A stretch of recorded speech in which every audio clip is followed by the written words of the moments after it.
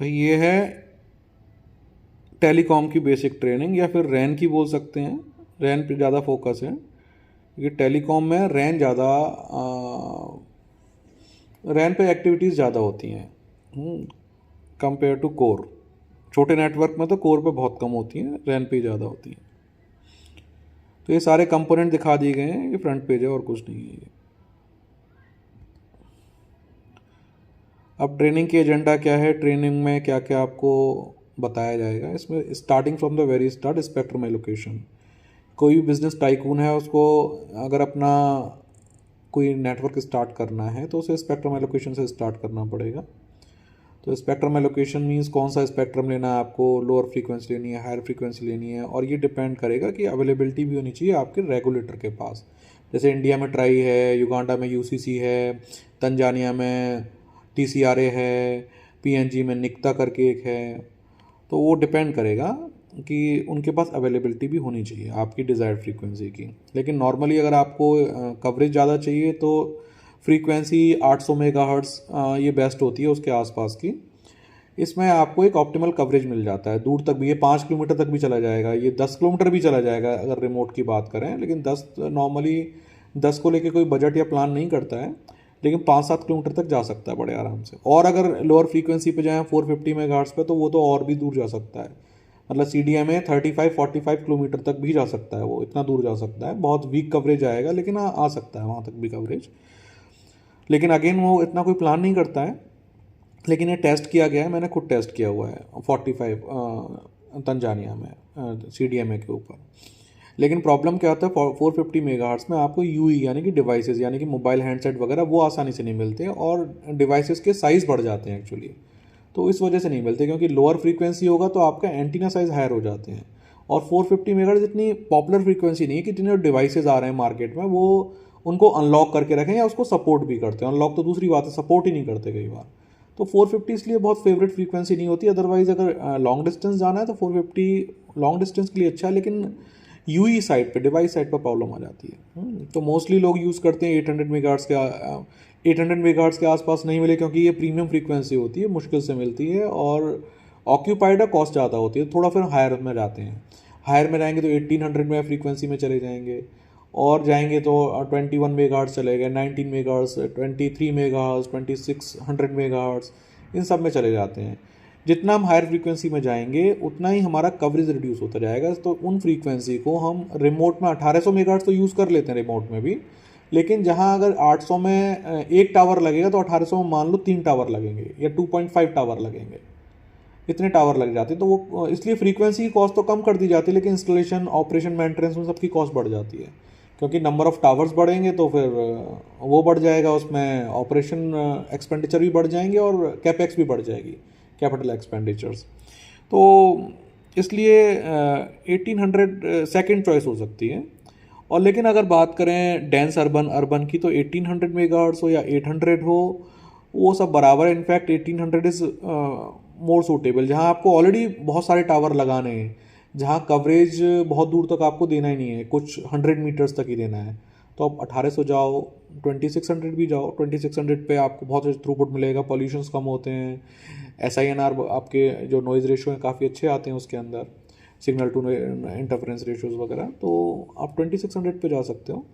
2600 पे जाने के फ़ायदे थ्रूपुट्स में मिल जाते हैं। एंटरप्राइज कस्टमर को आप दे सकते हो डेडिकेटेड थ्रूपुट्स वगैरह, अच्छे प्रीमियम कस्टमर्स को, जैसे 10 मेगाहर्ट्ज़ का 10 Mbps का लिंक दे दिया, उस तरीके से।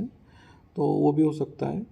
तो आपको स्पेक्ट्रम एलोकेशन के बारे में बताएंगे, यूज़र इक्विपमेंट के बारे में बताएंगे, इसमें टावर्स किस टाइप के होते हैं, ये 4-5 टाइप के टावर होते हैं, GBT, RFT, क्यों लगते हैं, कहाँ लगते हैं, क्या कौन सा लगाना चाहिए आपको।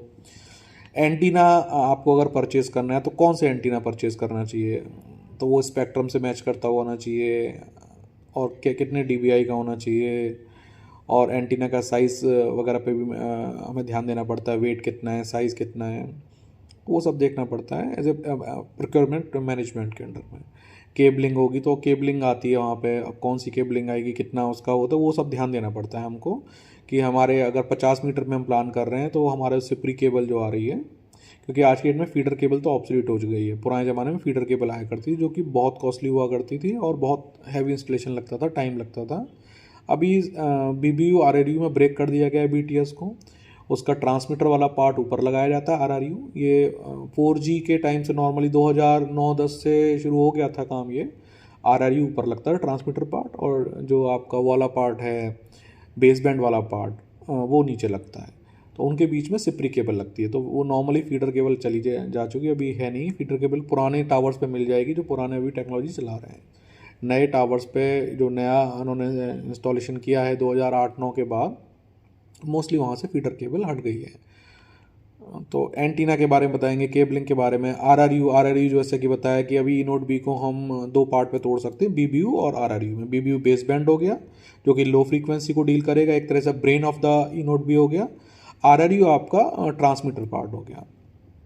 इनफैक्ट अगर ओपन रैन की बात करें तो RRU में भी ब्रेन होता है, उसमें अलग अलग स्प्लिट होते हैं। 7.2 स्प्लिट मोस्टली यूज़ किया जाता है, लेकिन पुराने ज़माने वाले में BBU RRU होता था। अभी ये कह सकते हैं वो RRU what split 8 actually. Split 8 means only physical layer वहाँ पर है और ज़्यादा कुछ ब्रेन वाला काम नहीं है। ट्रांसमीटर पार्ट होता है वहाँ पे, फिल्टर्स वगैरह तो वो ऊपर लगते हैं। वो एक छोटा सा बॉक्स होता है जैसे कि दिखाया गया राइट मोस्ट जो फिगर है। और साइट कॉन्फ़िगरेशन किस तरह से होती है और किस किस टाइप की साइट कॉन्फ़िगरेशन हो सकती है। बल्क में करनी है आपको, XML फॉर्मेट के थ्रू करनी है, CSV फॉर्मेट के थ्रू करनी है, या फिर वो जो आपका विजार्ड होता है विजार्ड के थ्रू करनी है। नेक्स्ट नेक्स्ट नेक्स्ट करते गए आप, एक एक करके लिंक बनाते गए। लंबा प्रोसीजर होता है 40-50 मिनट का, वो भी कर सकते हैं। लोकल साइट पे जाके भी कर सकते हैं। रिमोटली आप U2000 जो भी NMS यूज़ हो रहा है उसके थ्रू भी कर सकते हैं। U2000 यूज़ होता है हुआवे में मॉनिटरिंग के लिए, कॉन्फ़िगरेशन के लिए। एक तरह से NMS है, आप पूरा उससे मैनेज कर सकते हो नेटवर्क को। सिंगल आपका सॉफ्टवेयर से पूरा नेटवर्क मैनेज हो जाता है।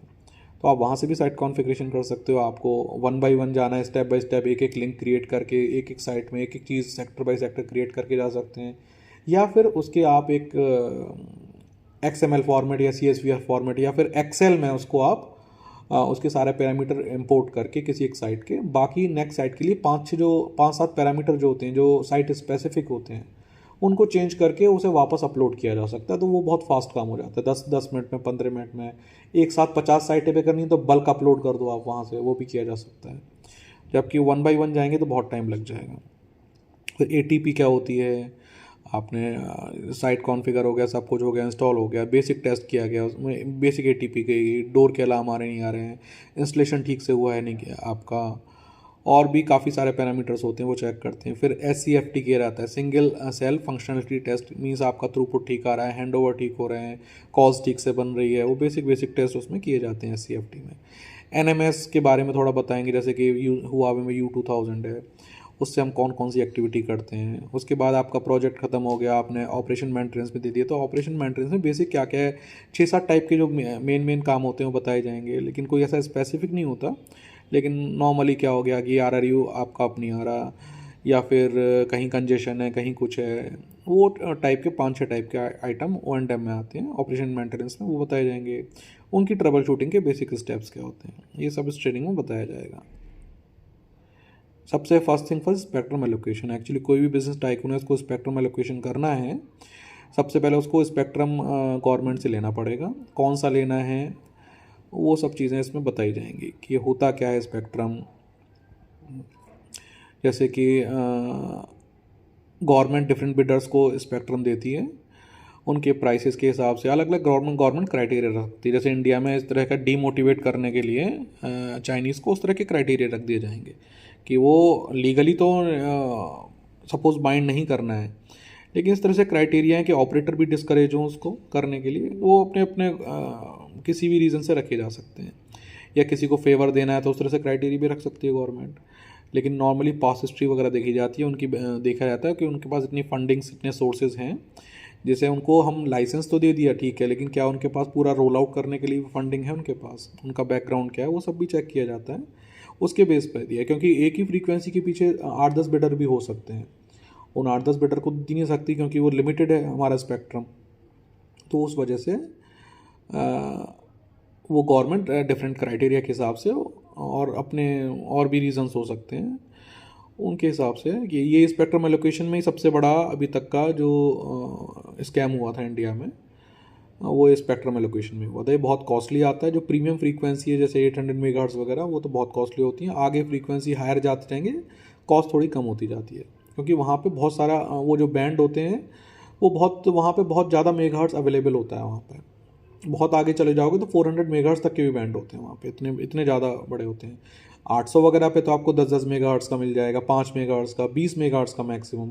क्योंकि यहाँ बैंड देखोगे सबसे ऊपर जो लिखा हुआ है स्पेक्ट्रम एलोकेशन में, ये जो लिखा हुआ है ये बैंड ही देखो आप कितना छोटा सा है। ये बैंड ये केवल 30 मेगाहर्ट्ज़ का बैंड है। इसमें अफ्रीका की बात करूँ तो केवल 3 थे इसमें ऑपरेटर, जबकि आप उस अलग बैंड्स में जाओगे हायर बैंड्स में, वहाँ ज़्यादा बड़ी बैंडविड्थ अवेलेबल होती है उन बैंड्स के अंदर।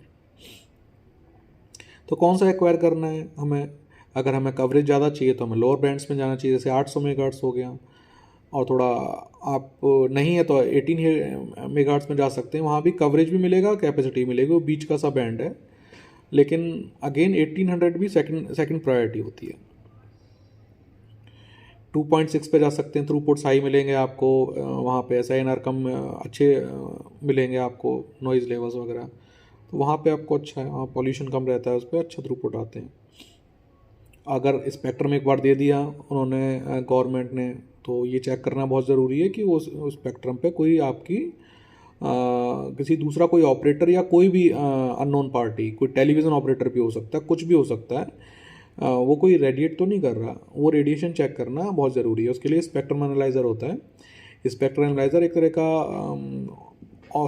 ऑस्किलोमीटर टाइप की चीज़ होती है, जो कि हमने बीटेक वगैरह में जो लैब में करते थे।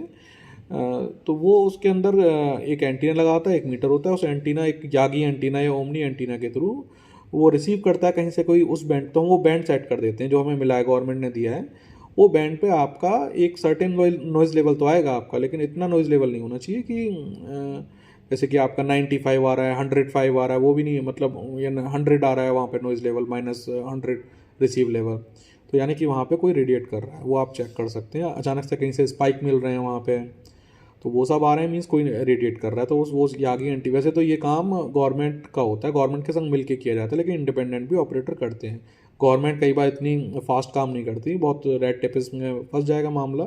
आप खुद से चेक करो, जब खुद से लगा ये है तो गवर्नमेंट को जो लोग हैं वो लेके आओ उनको, रेगुलेटर वाले, वो अपने इंजीनियर्स भेजेंगे, आप दिखाओ उनको ये है, वो अपना भी इक्विपमेंट लेके आएंगे, वो लेके आएंगे, फिर उनकी रिस्पॉन्सिबिलिटी है उसे ट्रैक डाउन करना। वैसे आप यागी एंटीना के थ्रू जिस जिस डायरेक्शंस में आपका वो लेवल बढ़ते जा रहे हैं, वो डायरेक्शन में जाते जाओ, तो एट द एंड आप सोर्स पे पहुंच जाओगे, हाँ इस टावर से आपका रेडिएशंस आ रहे हैं जो आपकी फ्रीक्वेंसी पे हैं, तो यानी आपकी फ्रीक्वेंसी वो रेडिएट कर रहा है। ऐसा करके मैंने कई बार, अफ्रीका में बहुत होता है काम, तो उस पर पेनल्टी लगती है, गवर्नमेंट पे पेनल्टी लगाती है। तो ऐसा करके मैंने 2-3 बार कई ऑपरेटर पकड़े, एक बार टीवी का पकड़ा, एक बार MTN का था उसे पकड़ा, इस तरीके से, और भी एक बार स्माइल था उसे भी पकड़ा गया था।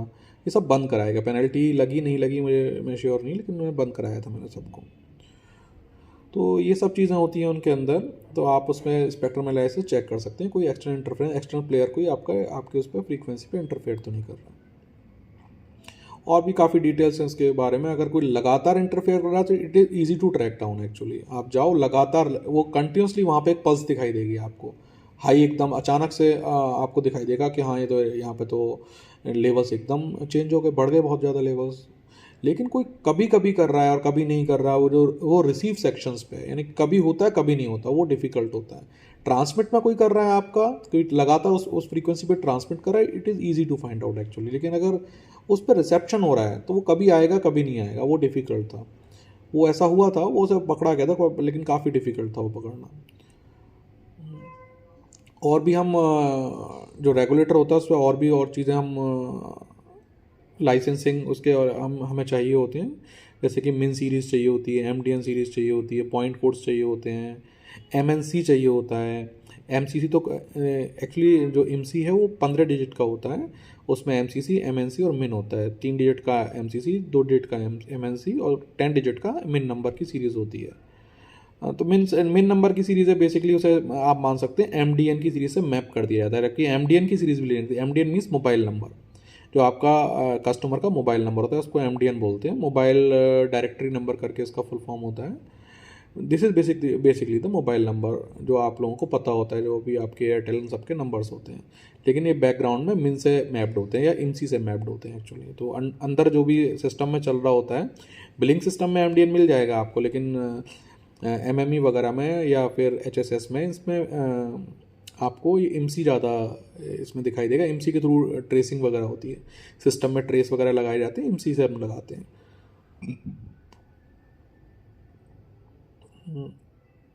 चलो स्पेक्ट्रम एलोकेशन के बाद बढ़ते हैं नेक्स्ट यूज़र इक्विपमेंट की तरफ। यूज़र इक्विपमेंट यूई क्या होता है, इनकी कई कैटेगरी होती है, कैटेगरी 1 2 3 4 5 6 तरह से होता है। नॉर्मली हमने लास्ट टाइम याद है कैटेगरी 3 लिया था। तो कैटेगरी 3 के अलग अलग जैसे आपके रिलीज़ आते रहते हैं 3GPP के, उस तरीके से इनके कैटेगरी रिलीज से कौन कौन से फीचर्स को सपोर्ट करता है। एक्चुअली अलग अलग फीचर्स आ रहे हैं, तो वो कैटेगरी है सपोर्ट होता है। पावर लेवल्स इनके अलग होते हैं, अलग अलग कैटेगरी में अलग अलग पावर लेवल्स भी मिलेंगे आपको। TX power, receive power of the UE. तो यूई कई टाइप के हो सकते हैं, मोबाइल हैंडसेट को भी यूई बोल सकते हैं, वाईफाई को भी यूई बोल सकते हैं, USB डोंगल जो होते थे अभी तो कोई यूज़ नहीं करता उतना, विंगिल होते थे। विंगिल मतलब आपका उसमें USB डोंगल भी होगा प्लस उसमें हॉटस्पॉट बनाने की, मतलब वाईफाई हॉटस्पॉट भी बन जाता है उससे। CPU होता है कस्टमर प्रेमिसेस इक्विपमेंट, ये बेसिकली एंटरप्राइजेस कस्टमर जो होते हैं उनको दिया जाता है, या डोमेस्टिक कस्टमर को भी दे सकते हैं। CP के जो रिसेप्शंस होते हैं और इनका परफॉर्मेंस थोड़ा हाई होता है एक्चुअली। एक जगह मोबाइल लगा है, CP लगा है, CP से आपको बेटर कवरेज दिखाई देगा और रिसेप्शन अच्छा होता है, क्योंकि इसमें आप एक्सटर्नल एंटीना जोड़ सकते हैं। इंटरनल एंटीना भी इसके पावरफुल रहते हैं थोड़े से, तो इनका परफॉर्मेंस हाई होता है। ये बाहर से आपके घर के बाहर से टावर से आता हुआ सिग्नल को रिसीव करके अंदर हॉटस्पॉट बना देते हैं। बाकी आपके अंदर जितने भी आपके मोबाइल वगैरह, टीवी वगैरह, स्मार्ट टीवी, वो सारे डिवाइसेस, लैपटॉप वगैरह इससे लग पाएँ। CP बोलते हैं। CP नीचे सबसे दिखाया गया है, सबसे नीचे ये जो CP दिखाया गया ये CP है, ये वाला। इसके अलावा तो CP कौन सी, ये भी फ्रीक्वेंसी चेक करनी पड़ेगी। जो हमें स्पेक्ट्रम है, जो हमारा है नेटवर्क का स्पेक्ट्रम, उसी पे लेना है। किस कैटेगरी का है, क्या कैपेबिलिटीज़ हैं उनकी, कौन कौन से फीचर को सपोर्ट करता है, कैस्केडिंग सपोर्ट करता है कि नहीं करता। कैस्केडिंग मीन्स आपके कई फ्रीक्वेंसी बैंड को सपोर्ट करके वो हायर बैंड बनाने के लिए एक नेटवर्क में भी कैपेबिलिटी होनी चाहिए और ये CUI के अंदर भी होनी चाहिए। कौन से रिलीज़ को सपोर्ट करता है 3GPP के, TX पावर क्या है इसकी। इनके डीबग मोड भी होते हैं, इंजीनियरिंग मोड भी होते हैं। कुछ सर्टेन एक मोड दबाएंगे आप, उस मोड को दबाने के बाद उसके इंजीनियरिंग पैरामीटर्स आ जाते हैं अंदर के।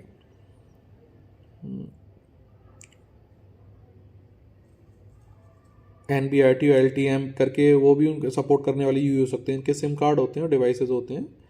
NB-IoT एक तरह के आजकल जो सेंसर्स वगैरह चल रहे हैं, तो इस जैसे कि स्मार्ट मीटर है इलेक्ट्रिसिटी का, तो आपको विज़िट करने की ज़रूरत नहीं है वहाँ पे। आपका जो इलेक्ट्रिसिटी डिपार्टमेंट है वो आपका मंथली बेसिस पे या एक रेगुलर इंटरवल्स पे रीडिंग्स भेजता रहेगा डिपार्टमेंट को। उसमें सिम कार्ड इंस्टॉल्ड होगा, या फिर आप बिना सिम कार्ड के उसे कॉन्फ़िगर करके भी रख सकते हैं। अदरवाइज सिम कार्ड डाल के एक मीटर लगा दिया जाएगा, वो डायरेक्टली वहाँ पे रिपोर्ट करता रहेगा। इस तरह के हैं, जैसे कि एग्रीकल्चर के सेंसर हो सकते हैं, बहुत तरह के NB-IoT के सेंसर आते हैं।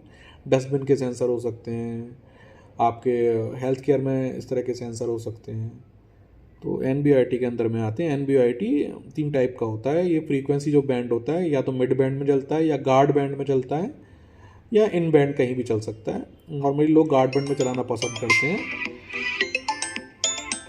ताकि उनका वो ना है, उनका इन बैंड का जो है फ्रीक्वेंसी एग्जॉस्ट ना हो। ये बहुत छोटे से में चलता है, 15 किलोहर्ट्ज़ का सिग्नल लेगा। 180 किलोहर्ट्ज़ टोटल रिक्वायरमेंट होती है इसकी बैंड की, और वो गार्ड बैंड्स पे मिल जाती है। और ये 15 किलोहर्ट्ज़ का बेसिकली ऑक्यूपाई करता है, लेकिन हमें रिक्वायरमेंट 180 किलोहर्ट्ज़ की होती है।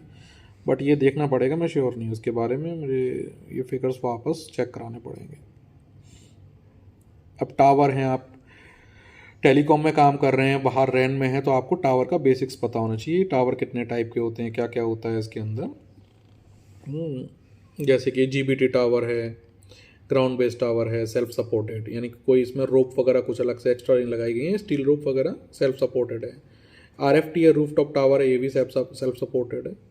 और ये काओ टावर, ये सेलुलर ऑन व्हील, ये लगाए जाते हैं डिफरेंट डिफरेंट मिलिट्री वाले लगा सकते हैं, या कोई डिज़ास्टर हो गया वहाँ अचानक से चाहिए हमको, या फिर कोई लार्ज रैली हो रही है वहाँ पे और एक्स्ट्रा कवरेज चाहिए, कोई स्टेडियम में अचानक से कोई इवेंट हो रहा है हमें और चाहिए, तो वहाँ लगाए जा सकते हैं। या आपके मोनोपोल हैं आजकल, ये भी बहुत चल रहे हैं, छोटे स्पेस में काम चल जाता है। या आपका कॉमोफ्लाज या फिर स्टील मोड के टावर हैं, इसमें पता नहीं लगता एंटीना कहाँ लगे हुए हैं, अलग अलग टाइप के हो सकते हैं। ब्यूटिफिकेशन वगैरह के लिए स्मार्ट सिटी में वो नहीं चाहते अपना सब दिखाना, इतने अलग टावर्स वगैरह इतने सारे इतने लगे हुए हैं। ये स्टील रोप बेस हैं। ये स्टील रोप बहुत चीप पड़ता है टावर, लेकिन ये स्टील रोप की वजह से ज़्यादा लैंड एरिया लगता है, रेंटल कॉस्ट बढ़ सकती है उस जगह की। लेकिन अगर रेंटल कॉस्ट कर ज़्यादा नहीं बढ़ रही है, बहुत सारी जगह ऐसा भी हो सकता है कहीं एक्स्ट्रा लैंड पड़ी है, तो ये बहुत प्रीफर्ड होते हैं हाई रेज। अगर गाइड वायर और उसकी जीबीटी की कॉस्ट कंपेयर करी जाए तो ये एटलीस्ट 1/5 to 1/10 भी हो सकता है, ये छोटा, मतलब प्राइस कम हो सकता है इसका। टावर के टाइप हो गए RFT, GBT, 3 lakh, 4 lakh, monopole, guide wire, ये किस किस वजह से लगाए जाते हैं। रिगर क्या होता है? रिगर एक टेक्नीशियन होता है जो टावर के ऊपर चढ़ के काम करता है। आजकल टावर शेयरिंग भी चल रही है, tower sharing in fact antenna sharing भी करी जा सकती है, और अगर ज़्यादा रहें तो एक्टिव शेयरिंग में रैन की भी शेयरिंग करी जा सकती है। ये सारे काम होते हैं। लाइटनिंग प्रोटेक्टर लगाया जाता है, अर्थ पिट वहाँ पे बनाई जाती है, इनके अर्थ रेजिस्टेंस चेक करे जाते हैं, wind load capacity of the tower is also very important, वो सब भी चेक किया जाता है। तो ये सारा है इसमें, ये लेकिन जानना ज़रूरी है, बहुत ज़्यादा टेक्निकल नहीं है, but is important to know. अभी एंटीना के बारे में, कौन सा एंटीना लगाना है हमें, अगर आप प्रोक्योरमेंट मैनेजमेंट में तो आपको एंटीना प्रोक्योर करना है, तो आप बेसिक्स जानने बहुत ज़रूरी हैं कि कौन सी फ्रीक्वेंसी बैंड का एंटीना चाहिए हमको। फ्रीक्वेंसी बैंड कौन सा होगा उसके अंदर, तो जो हमें गवर्नमेंट ने दिया है वही फ्रीक्वेंसी बैंड होना चाहिए। आपको डुअल बैंड लगाने, सिंगल, अगर आपको कुछ साइटें हैं आपको डुअल बैंड में लगानी है, दोनों आपको नोट भी वहाँ लगाने हैं, 800 और 2600 दोनों लगाने हैं, तो आप डुअल बैंड एंटीना ले सकते हैं। वो ज़रूरी नहीं है, आपको अलग अलग भी ले सकते हैं, डिपेंड करेगा आपकी नीड के ऊपर। TX पावर बहुत इंपॉर्टेंट है, नॉर्मली ज़्यादा TX पावर लेना ही बेनिफिशियल है।